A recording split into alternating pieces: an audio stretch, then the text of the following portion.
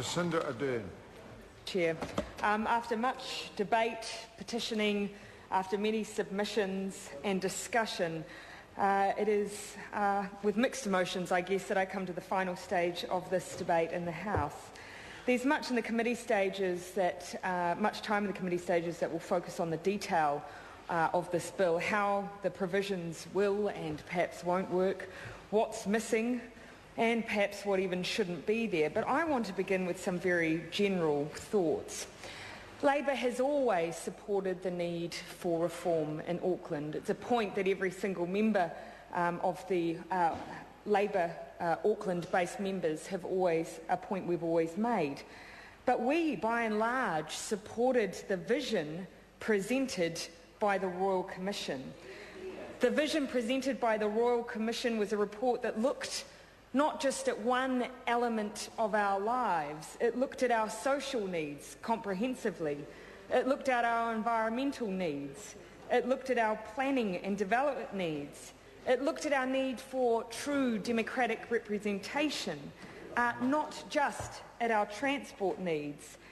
And it looked at not one or two of these things, but all of them in a comprehensive way. And it looked at all of them not just for one or two groups of our communities, but for all of us. And it looked beyond just the cursory nod towards advisory boards to ensure representation across the board. We supported that vision of Auckland. We do not support the vision that has been presented to us and the supposed leadership that has been presented to us by the national government. And I listened closely to the statements made by the chair of the Select Committee and his claim that this was a piece of legislation written by the people of Auckland. I would say that the people of Auckland would not want that responsibility on their heads. And just because you say it doesn't make it so. Exactly right. And so what is my measure, I guess, of what would have made a good piece of legislation? What is my measure of legislation that would have demonstrated some leadership from the national government as to their vision for Auckland, rather than just leaving everything to chance? Well, my measure is pretty simple. I'm a List MP based in Auckland Central. I guess in many ways I cover the heart of Auckland, including the beautiful Gulf Islands, but more importantly, I consider myself, on a day-to-day basis, to be a proud grey linner and resident of Auckland. And so this is my measure of what would have made a good bill. Will this bill make our lives as Aucklanders better? Will it make the lives of the young people who make up 37% of the population in Auckland and who we constantly make decisions on behalf of, will it make their lives better going forward as well? Will it improve our environment? Not just in places like Waiheke Island and the Great Barrier, where we're acutely aware of our surrounds, but for folks who live in the CBD, for those who live out in Waitakere or in South Auckland. Will it encourage sustainable development?